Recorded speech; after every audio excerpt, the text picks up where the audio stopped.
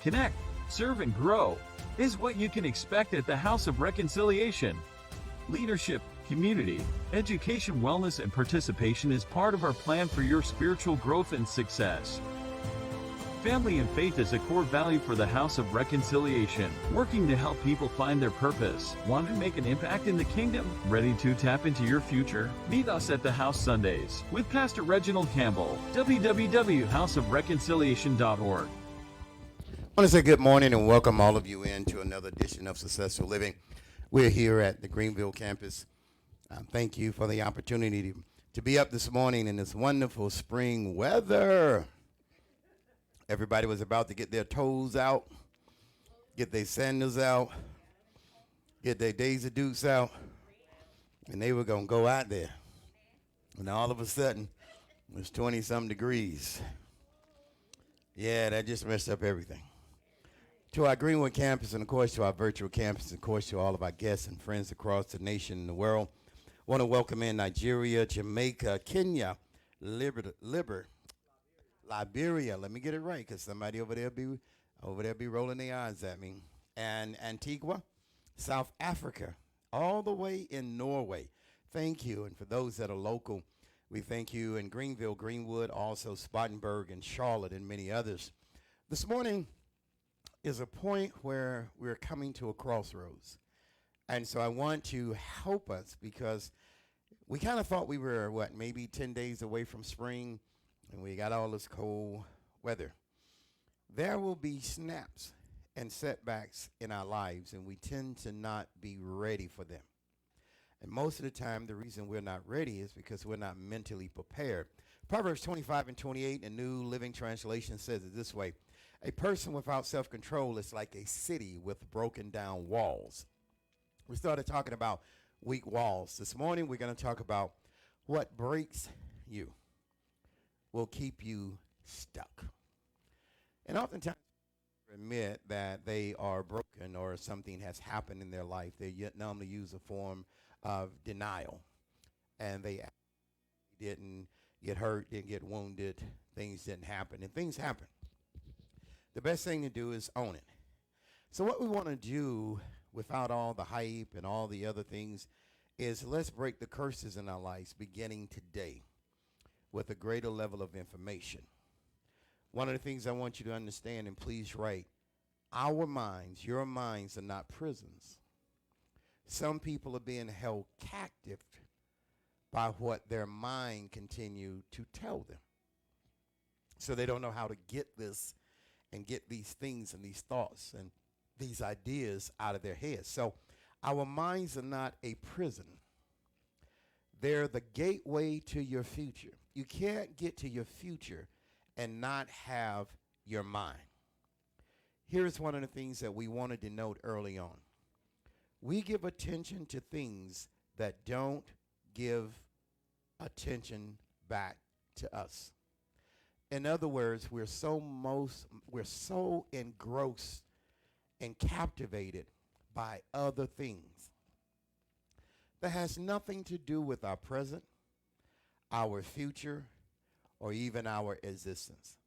So we're wrapped up in the things that does not deliver anything back. So it drains.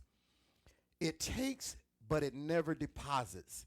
One of the things that you have to do and I have to do is we have to start finding things that deposit back. What does that mean? Everything you purchase, there's some things in your life that you should purchase that should bring you a greater value. If all it brings you is a happy moment and a happy time and something to feel proud about, and I always tell people this, people get things and they get things because they want the attention of other people. And once a person says, wow, look at you, what's next? They see you again. They see the same thing that you paid all this money for, you did all this stuff for, and it doesn't get the same effect. So we have to give attention. We give attention to things that don't give us attention back. It doesn't deposit anything. Here's the goal from the outset of the class, because a lot of people will wonder sometimes and say, well, we hear a lot of negative things, or we hear things, or I've heard he's always breaking on my face. He's always saying something that takes me down and this, that, and the other. No, no, no. If the truth takes you down, that really means you've got too much garbage in your life. The truth should lift you up. The Bible says, know the truth, and the truth shall set you free. None of the information is meant to personally put a dagger in you. Nobody's after you. No one see you so defensive, you think anything anybody say is against you. Some people are trying to give you the tools. Let me give you the thing. Some people want somebody to come and rescue them when God has given you the information to get up on your own. So this is not a rescue. Here's the thing. Here's the whole motive of why we teach the classes is a couple things. Number one is to be redeemed. Number two is to be restored. Number three is to be redirected. And number four is to be re-energized. I'll give them to you again. Here's the whole scope of the goal of these classes. They're never to put you down or to put you over to the left or to the right. It's simply to get you back in the face of Christ. To be able to find spiritual redemption. To be redeemed from the prison of your mind and from the prison of association. And then restore yourself. Find out who you are. Put the pieces back together again. And once you do that, we will need redirection in our lives. Then we become re-energized. Many people are trying to be re-energized and haven't been redeemed. So here's the thing. For life's productivity and find your innate inheritance as well as our spiritual birthright, there are three destructive beliefs that only you have the power to control. I'll say it again. There are three destructive beliefs. You have the control. No one can come and change your thinking. One of the things that I've learned is that you cannot change a person's mind. All you can do is give him or her the information, and the rest is on them.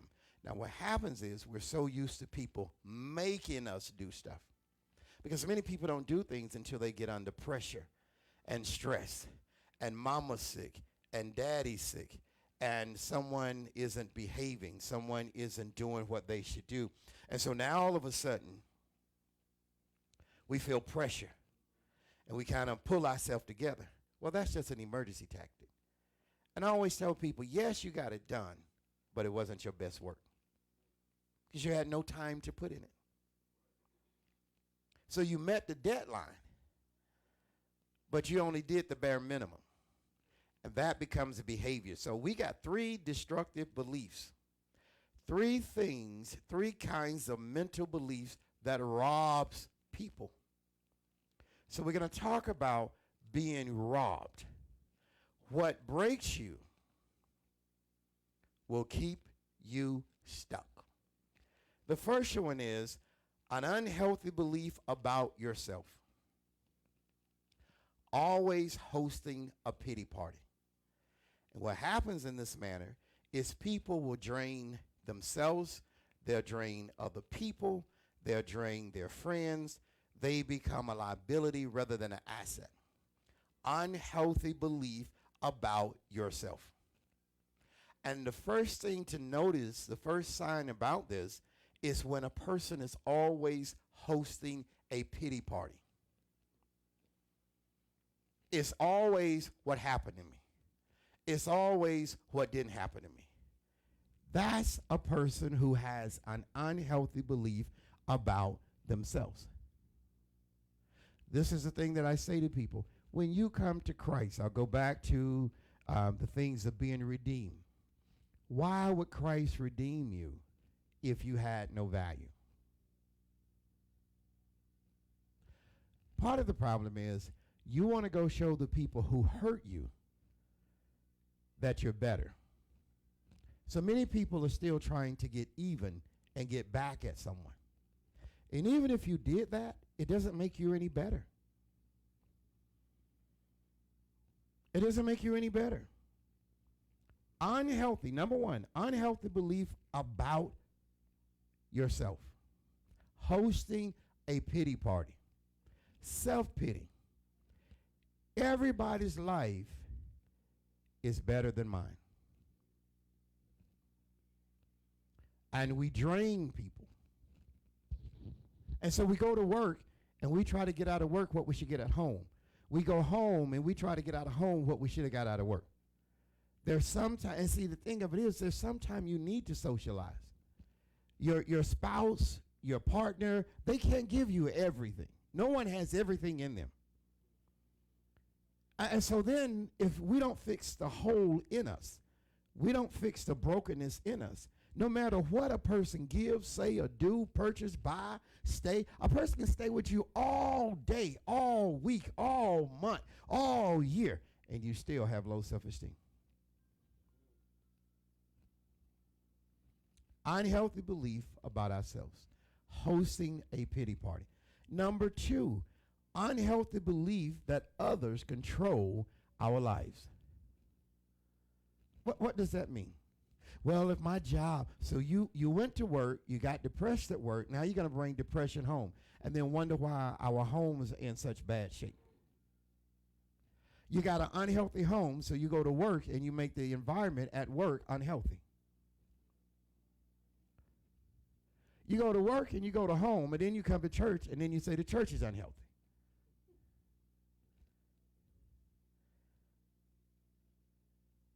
Unhealthy belief that others control our life. And really, if we would be honest, we're carrying a parasite of negativity. The very thing we don't want, the very thing we don't want to have an association with, is the very thing that we're spreading. You want to be in a positive environment, quit saying negative things. First of all, quit criticizing yourself and quit overemphasizing yourself. Because that's a sure magnet of insecurity. Again, unhealthy belief that others, you're not making me happy, I'm not happy. Can't nobody make you happy? I need somebody to make me smile every day, then you better go to the circus every day. You better go to the fair every day. And even the circus and the fair don't stay around.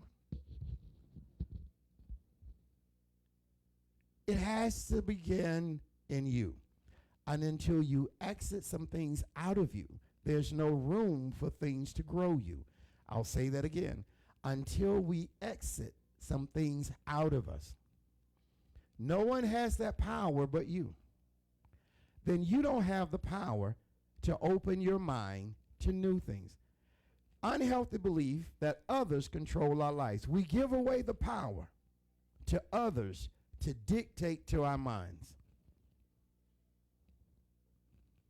We don't realize that you do have choices. The problem is most people do not want to accept the responsibility of their choices because they choose with their emotions. They choose with their feelings. They choose because they want to get even and show out on people. They don't choose from their intellect and intelligence and cognitive ability to reason. They don't choose from their spiritual insight or spiritual foresight. They choose based on a moment. You have choices. The third thing, unhealthy beliefs about the world. Why be so negative about a world that you live in? And if you have any kind of space in your life, you get to create your world around you. We can pass the boat, but when do we take responsibility on unhealthy beliefs about the world and your future? This is why when you don't have a plan, then you'll become the part of a plan of somebody else's. And the bait that they use are titles. So we'll get swallowed up in a title and have no reservoir within ourselves. Unhealthy beliefs about the world and the future. Thinking the world and others owe you something. Nobody, we're not, how long we been together? Is it that deep already? Is it that deep already? Come on. There are people, hey, you still in your pajamas. You should be all right out there. I'll go back and start at the top. A person without self-control is like a city with broken down walls. We are number 3, unhealthy beliefs about the world. Every day that you get up, every day that I get up, you get a chance to create the world around you. See, what happens is many of us are responding to the world, and the world is not responding to us because we haven't carved out enough space. So, number 3, unhealthy beliefs about the world, the future. Thinking that the world and others, because of my pain, it owes me something. So many people walk around with this attitude that everybody owes them. And so they're walking around with a self-pity. Here's the thing. Being open and honest, none of these things can take place. If you put the work in, then success is not an option. The problem is we're more focused on the emotion than actually putting in the work. Stop thinking and living unhealthy lifestyles. Here's the truth. It's very hard to give up bad mental habits and unhealthy beliefs. But this is why when we are redeemed by Christ, not by a job, not by a title, not by someone in our lives, they can only go so far. What you need is greater than the person in your life. So we are codependent on something that's just as weak as we are. How can you be dependent on something that's surviving off of the same source that you're surviving off of? So what we've done is we put people over God. We put our emotions over God, because God doesn't always answer the way you want him to answer. There are some tests in our life that God wants you and I to go through. And once we have been redeemed, now we can move over to restoration. I say it again, it's very hard to give up our bad mental habits, unhealthy belief. The truth is you can't afford not to give them up. I'll say that again. You can't afford not to give them up. This is how people get stuck. The truth is you can't afford not to give them up. Why? You'll continue to live an unproductive life. When you're competing and you're envy and you're jealous of other people, then God looks at you and says, you can talk about them, but you don't ever talk about you. And you can tell them what to do, but you never invest in you.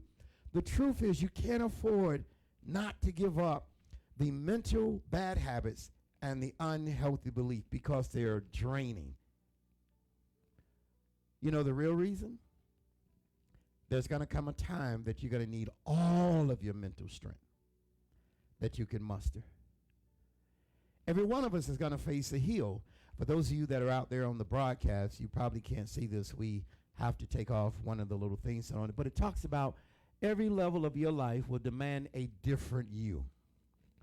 And one of the challenges is we try to meet everything in our life with the same me.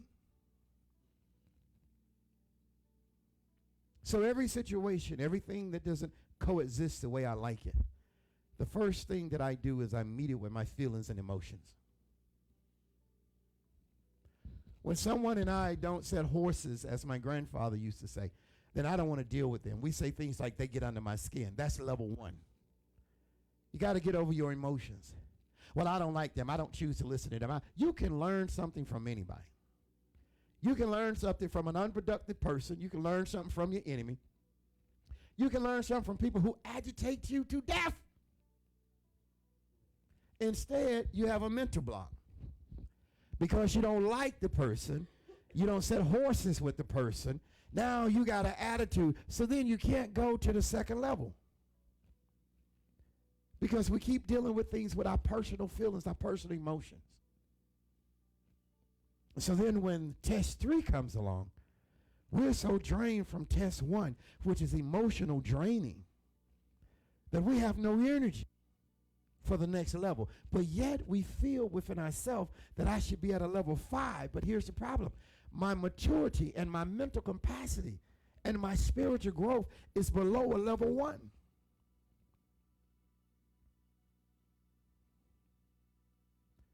Here's the real reason. If you give your mind, and I give my mind, to all the petty things, then this new challenge that's coming in your life will be harder to accomplish. Because the goal is to be able to get to a level 5. But you're not, and I are not going to get there without dealing with obstacles. You're going to have challenges. You're going to have setbacks. And why is that critical? One of the reasons we keep having them is because we keep dealing with everything through the first layer of us. We keep dealing with everything through our feelings and our emotions. We keep dealing with everything from our past seat, or what didn't happen, and what they didn't say, and what they didn't do. And I didn't get to go there, and they didn't let me in, and I wasn't selected, and they left me out. You can't even get ready for the day because you're still stuck in your mind 30 years ago, 40 years ago. What somebody said in 85. What didn't happen in 87, what happened in 2003, what happened in 2010. You're still, so you're still at the first level. But we can fake it. We can look like we're this and we can look like we're that. And the reality is we've not positioned ourselves. We haven't done an assessment. What does that mean? Before you take on a challenge, you have to do the assessment. And we don't do the assessment. This is why it goes back to the top. A person without self-control, it's like a city with broken walls. What breaks you will keep you stuck. Let's break the curse in our lives, beginning today, by having better information. The whole point, the whole goal is simple. To be redeemed, to be restored, to be redirected, and to be re-energized. 3 destructive beliefs keeps us from being able to handle whatever level we are in life. These are things that are not just one person deals with this.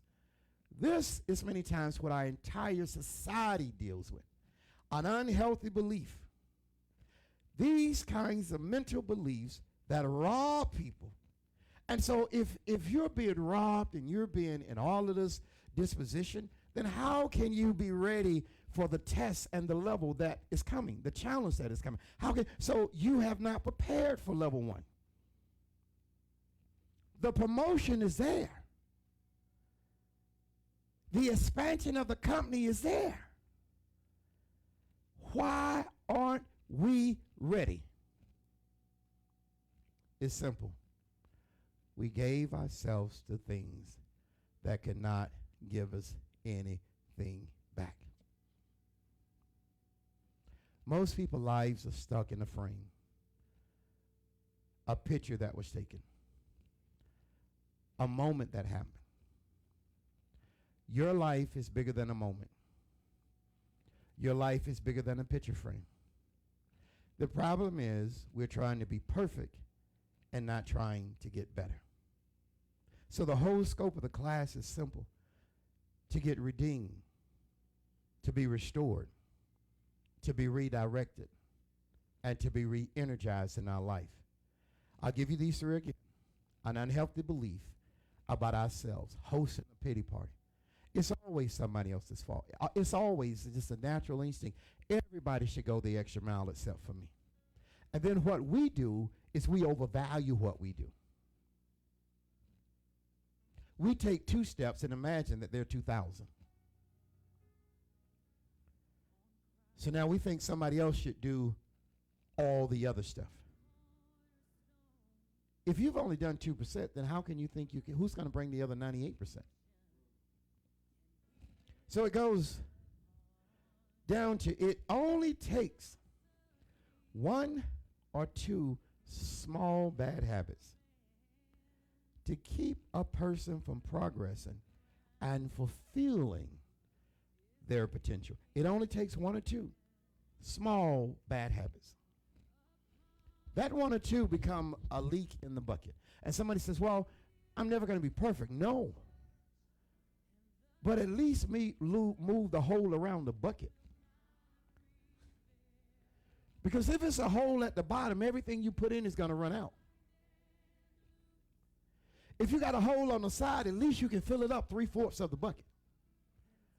But if your hole is always at the first level of your life, you never plan, you never organize, you never strategize, you never put a budget together, then you can't climb the first level of life, which is, first of all, understanding that you cannot solve all the issues in our lives through our emotions and our feelings. Can't do it. 3 unhealthy. I'll give you those before we close. Unhealthy belief of ourselves, a host and a pity party. It's always somebody else's fault. Self-pity. Everybody in life, everybody else's life is better than mine. It's not. The challenge is you don't see their obstacles. You don't see their brokenness. You don't see their challenges. You don't know what it caused them. All you see is a picture. You just see a square. You just see a square and you think, oh man, their life is great. God, I wish I could be like them. Here's the thing I tell people. There are some people that cannot identify fiction from reality. There's nothing perfect that you can walk into in this life. So let's get past the first level. The second thing, unhealthy belief that others control your life. Others control us because of our emotions and our feelings. Others control us because they see our brokenness. You don't need anything to validate you.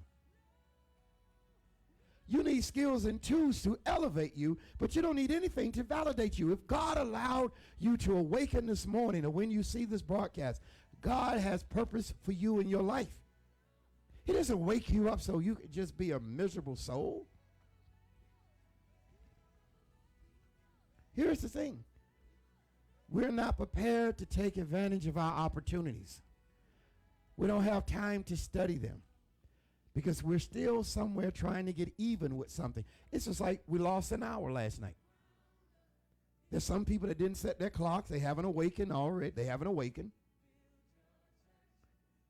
And they're going to complain all day. We lost an hour from a... They've been taking an hour every year since you've been born. I'm going to ask you a question. Did you go to bed an hour earlier? Are you planning to drag around the whole day? That they took an hour from me. They took an hour from me. Why didn't you go to bed earlier? Anybody want to talk to me now? You know, I think it was, what's the day? 13th. Yesterday was my 12th. No, yesterday the 12th was my 18th church anniversary of being the pastor. And I said to someone this morning, I said, yeah. But I'd like to do a survey of how many people wanted to fire me in the 18 years. How many people quit? How many people said bad things about me in the 18 years? Yeah, I wish I could turn the cameras around. Because everybody want to celebrate you. Oh, ha! You didn't know they had a knife. They wanted to kill you 10 years ago. They done said they were going to quit the church 50,000 times. They said they wasn't coming back. So you want me to be celebrating 18 years? When I think about the late Herman Corn, my cousin, when I tore down the altar at the mother church in Hodges, I took down the altar to start developing the church, and people didn't see the vision, didn't see the plan, didn't understand. I know this is not going to go over well. They want you to ask them permission for what they don't know what to do.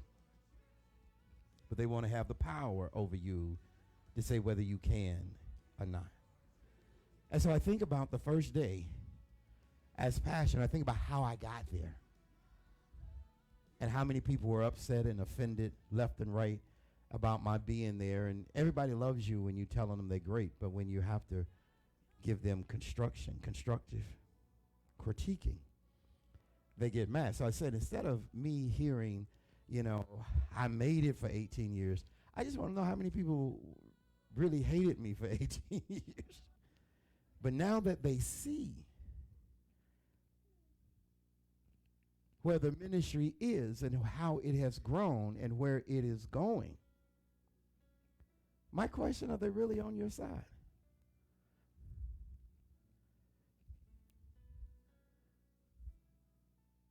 So I would assume after 18 years, somebody would have bought me a toupee or something.